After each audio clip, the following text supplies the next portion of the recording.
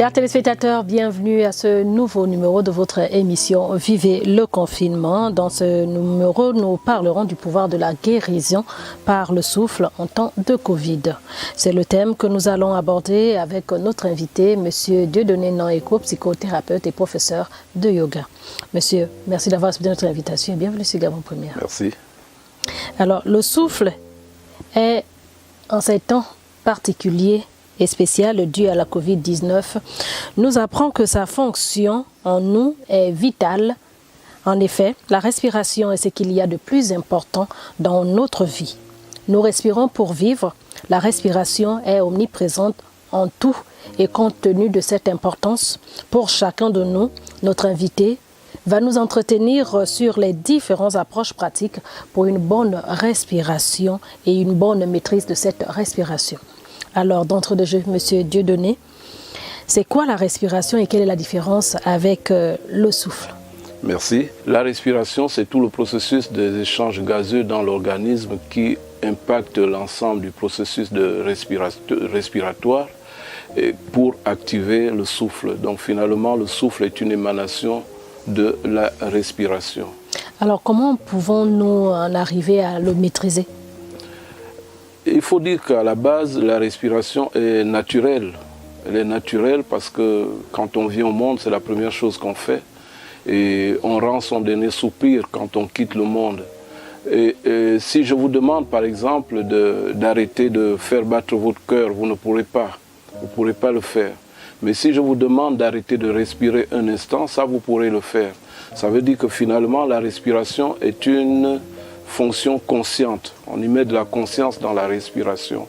Et c'est pour ça que, finalement, on peut activer le souffle, on peut respirer avec différentes façons de faire pour nous auto-guérir et pour nous sentir bien dans notre corps. Il existerait des approches pour essayer de maîtriser sa respiration?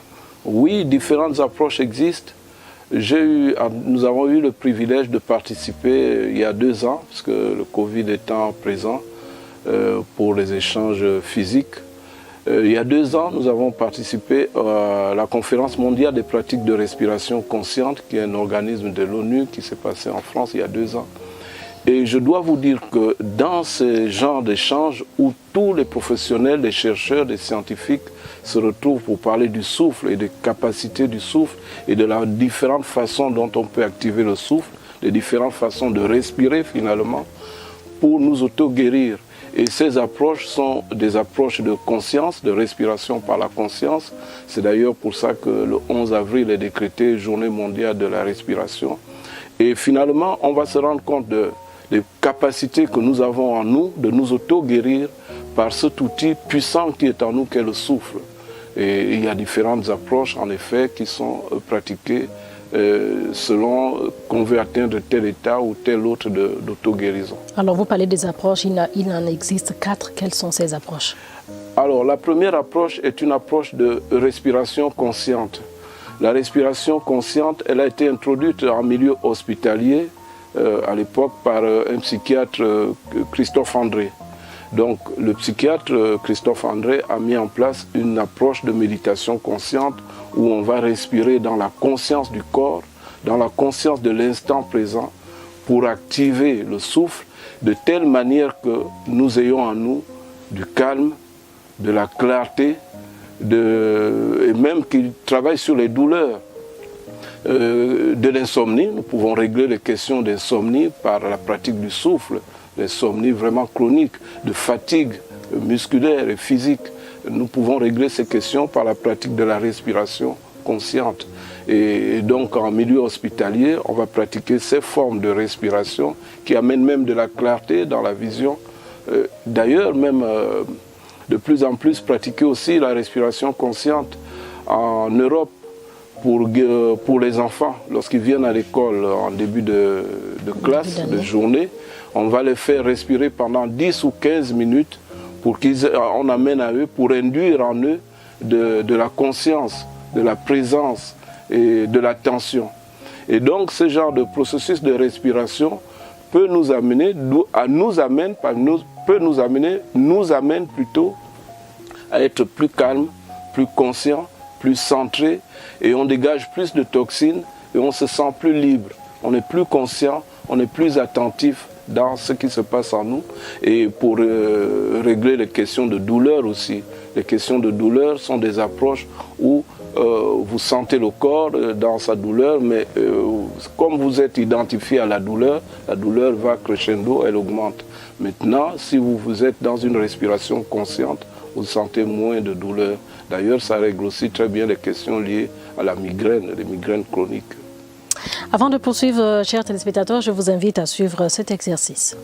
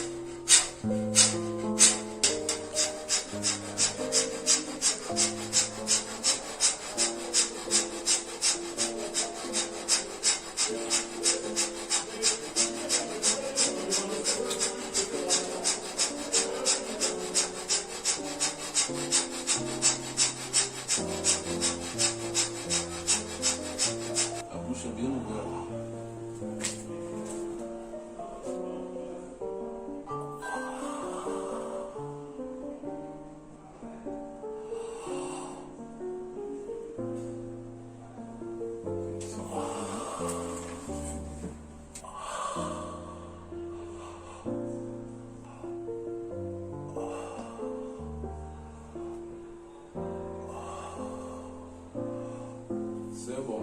Stop. Fin de la séance.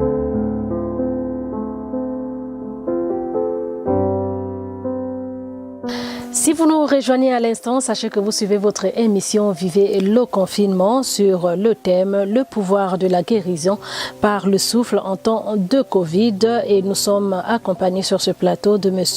Dieudonné Naneko.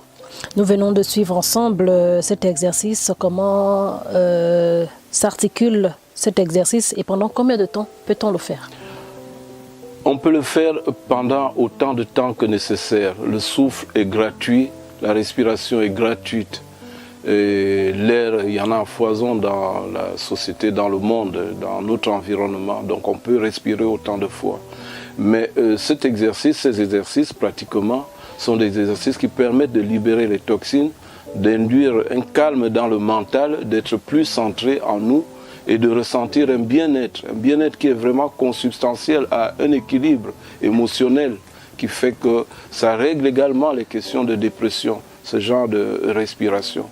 Ça n'a l'air de rien, mais c'est tout à fait puissant, aussi puissant qu'est le souffle lorsqu'on le perd ou on ne le perd pas. Voilà. Revenons à la deuxième approche de la maîtrise du souffle. Qu'est-ce que c'est? Alors, cette approche induit plutôt plus de calme, plus de relaxation, plus de détente en nous. Lorsqu'on est plus détendu dans notre corps, on est plus détendu avec les interactions, dans les interactions que nous avons, les échanges que nous avons avec les autres autour de nous. Donc, ce type d'approche de respiration, qui est une respiration plus lente, plus douce et moins engageante. Après, vous avez également l'autre exercice qui, celui-là, il nous amène dans une respiration plus puissante. Alors, ces respirations puissantes permettent de libérer rapidement les toxines dans le corps, mais aussi de réguler le métabolisme du sang dans l'organisme, de rééquilibrer son être psychique et physique tout entier. Moi, à titre personnel, de manière tout à fait indiquée, j'ai vu des gens guérir de l'insomnie, rien qu'en pratiquant ces exercices. J'ai vu des gens guérir des douleurs parfois de fatigue, des douleurs chroniques de dos et musculaires à partir de ces exercices, la pratique de ces exercices. Ils sont tout à fait éprouvés et bien présentés dans les milieux hospitaliers. Monsieur Naiko, nous savons que les personnes atteintes de la Covid grave ont des problèmes de respiration. Est-ce que ces exercices peuvent les aider à mieux respirer? C'est indiqué non seulement d'attendre qu'on soit atteint de Covid et de difficultés respiratoires, c'est déjà indiqué de prendre soin de soi chaque jour, comme on peut prendre soin de sa voiture. C'est tout à fait indiqué de participer à ces exercices respiratoires, d'amener son organisme à vivre un mieux-être total et définitif. Et c'est encore plus indiqué pour ceux qui sont atteints de difficultés respiratoires, de réorganiser leur organisme, et de telle sorte qu'ils puissent atteindre leur plein processus, leur potentiel. Maintenant, il y avait la troisième approche dont on parlait. La troisième approche est une approche plus globale qui va prendre en compte toutes les difficultés physiques, parce que ce qu'on doit remarquer, c'est que finalement, la plupart des maladies auxquelles nous sommes sujets dans ce monde moderne sont des maladies d'ordre physiologique. 70% des maladies que nous avons sont d'ordre physiologique. Burn-out, stress, hypertension, difficultés respiratoires, difficultés cardiaques, asthme, migraine, etc., etc. Et l'on se rend compte finalement que presque toutes ces maladies ne nous amènent jamais à la guérison totale. C'est comme un état végétatif dans lequel, et on se dit, à nous, Gabonais, on va encore faire comment?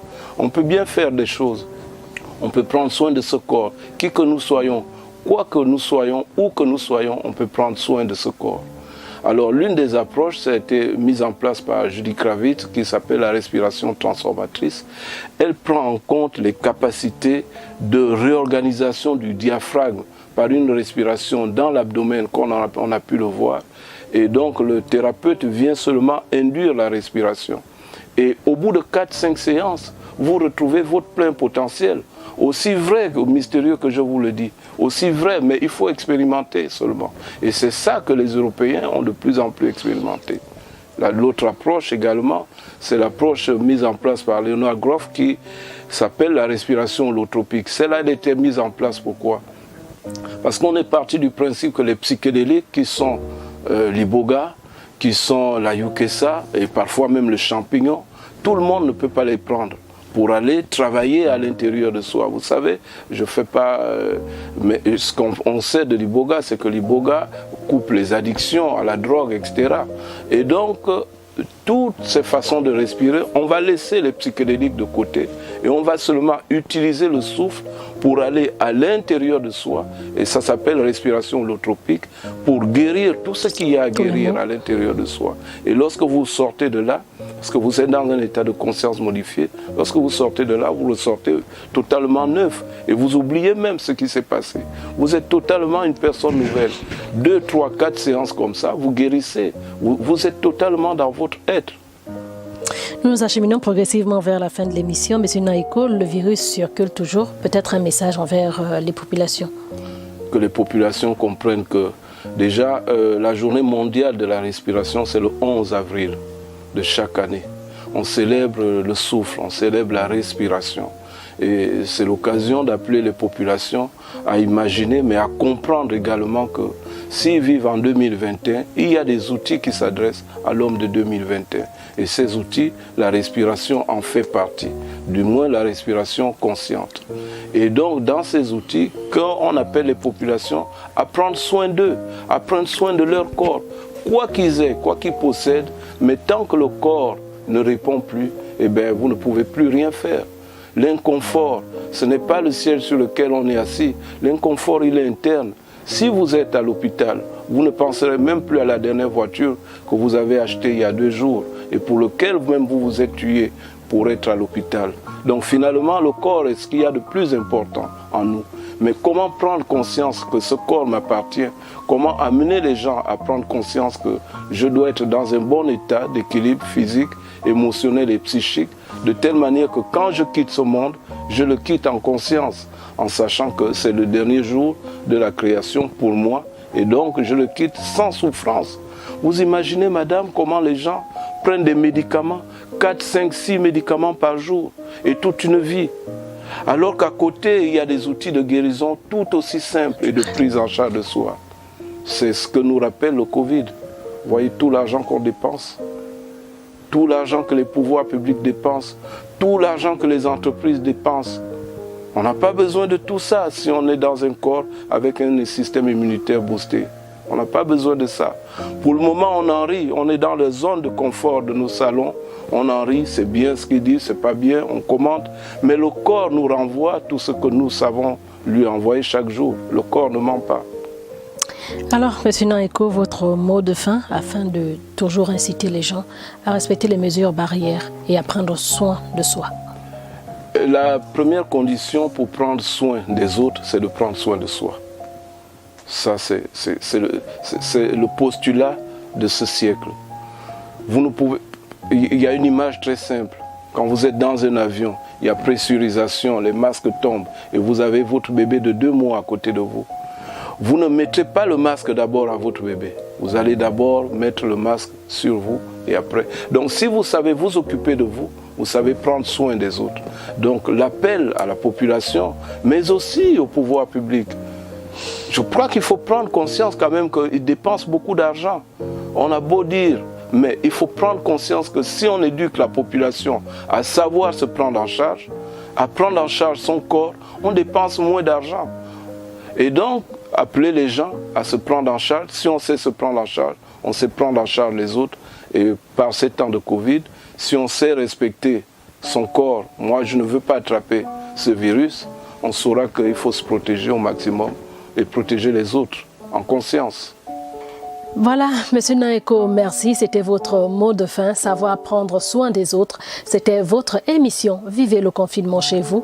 Nous avons parlé du pouvoir de la guérison par le souffle en temps de Covid-19. Merci à vous de nous avoir suivis. Très prochainement sur Gabon Première, mais surtout, respectez les gestes barrières. Lorsque vous sortez de chez vous, portez un masque. Gardez la distance d'1 mètre avec les autres et prenez le temps de vous laver les mains régulièrement, soit avec un gel hydroalcoolique ou avec de l'eau et du savon.